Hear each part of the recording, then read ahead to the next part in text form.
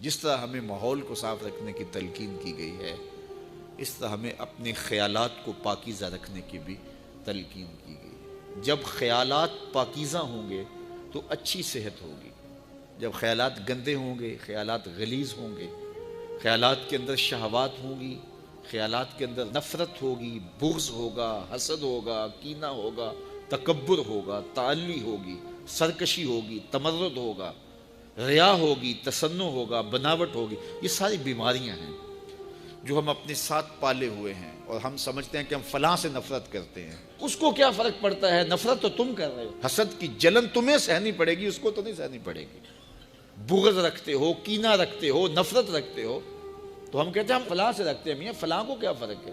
وہ سب کچھ تو تم اپنے اندر رکھے ہو۔ وہ کیمیائی عمل جو ہوتا ہے، جو صحت پہ مضر اثرات پڑتے ہیں، طبیعت میں گھٹن آتی ہے، طبیعت میں غصہ پیدا ہو جاتا ہے، اور ہر وقت چڑچڑا مزاج ہو جاتا ہے، ہر وقت ایک بے چینی میں رہتے ہو، تو وہ تم رہتے ہو، وہ تو نہیں رہتا۔ تو اس لیے وہ اپنے آپ کو صاف کریں، اپنے اندر کی آگ بجھائیں، اپنے اندر کو ٹھنڈا رکھیں، اپنے اندر کی ستھرائی کا، پاکیزگی کا، طہارت کا سامان کریں۔ ان چیزوں کا التزام اور ان چیزوں کا اہتمام کرنا، یہ ہمارے دین نے ہمیں سکھایا ہے۔ اسی طرح جب کوئی شخص برائی کرتا ہے، کوئی بھی برائی کرے، تو اس کی اثرات اس کے اوپر مرتب ہوتے ہیں۔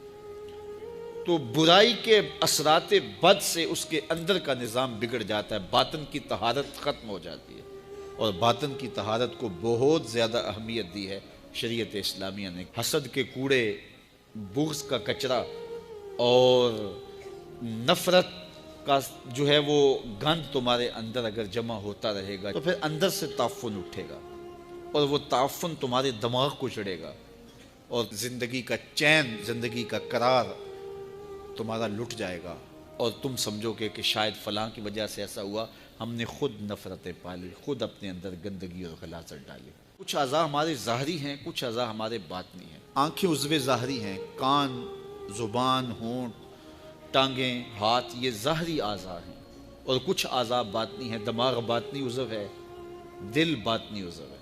تو یہ جو ظاہری عضو ہیں، اس کی کچھ غلاظتیں، گندگیاں ظاہری ہیں، اور ان کی غلاظتیں کچھ باطنی ہیں۔ مثال کے طور پہ ہاتھ کے اوپر میل لگ گیا، ہاتھ کے اوپر کوئی نجاست لگ گئی، تو یہ عضو ظاہری کی ظاہری غلاظت ہے، تو اس کو پانی سے صاف کیا جا سکتا ہے۔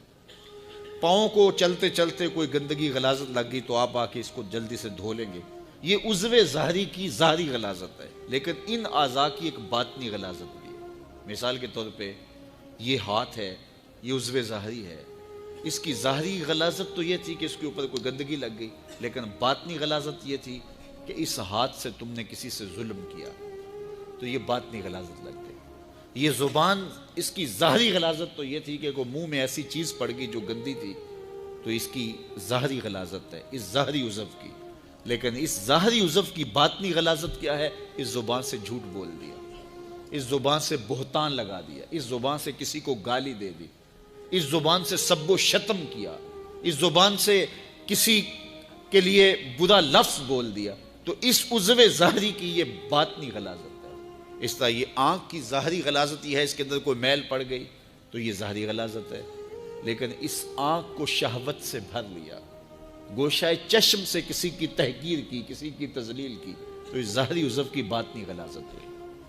اسی طرح باقی اعضاء بدنیاں ہیں، تو ہر عضو کی جو ظاہری ہے اس کی ایک ظاہری غلاظت ہے، اس کی ایک باطنی غلاظت ہے۔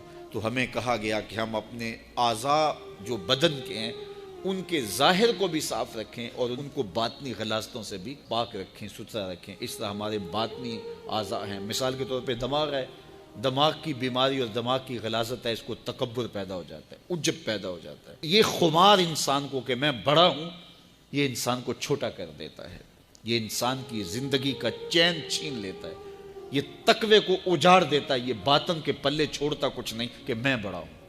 اس کائنات میں سب سے بڑا جرم ہوا ہی یہ ہے کہ ابلیس نے کہا تھا انا خیر منہ، میں بہتر، یہ میں جو تھی اس نے اس کا بیڑا غرق کر دیا۔ جو بڑا ہوتا ہے اس کو بتانا نہیں پڑتا میں بڑا ہوں، لوگ دیکھتے ہیں کہ وہ بڑا ہے۔ بڑائی لفظوں سے نہیں بتائی جاتی، بڑائی کردار کی ہوتی ہے، بڑائی سوچوں کی ہوتی ہے۔ بڑا آدمی دکھائی دیتا ہے کہ یہ بڑا ہے، اس کی عادات سے پتہ چلتا ہے بڑا ہے، اس کے اطوار سے پتہ چلتا ہے بڑا، اس کے طرز زندگی سے پتہ چلتا ہے کہ وہ بڑا ہے۔ تو کسی کو چھوٹا نہ سمجھو، کسی کو حقیر نہ جانو۔ واصف علی واصف مرحوم نے کہا تھا کہ کوئی چھوٹا تب نظر آتا ہے کہ اسے دور سے دیکھا جائے یا پھر غرور سے دیکھا جائے۔ کسی کو قریب سے دیکھیں اور پیار سے دیکھیں تو پھر کوئی چھوٹا نہیں ہوتا۔ کس کو پتھر مارے ناصر کون پرایا ہے، دل کے شیش محل میں ایک ایک چہرہ اپنا لگتا ہے۔ لوگوں سے پیار کرو، لوگوں سے محبت کرو، لوگوں کو قریب کرو، نفرتوں کے سوداگر نہ بنو، محبتوں کی دکان کھولو۔ جہاں تک ممکن ہو لوگوں کی خیر خواہی کرو، اور اگر لوگوں کے لیے خیر خواہی نہیں کر سکتے تو کسی کی بدخواہی بھی نہ کرو۔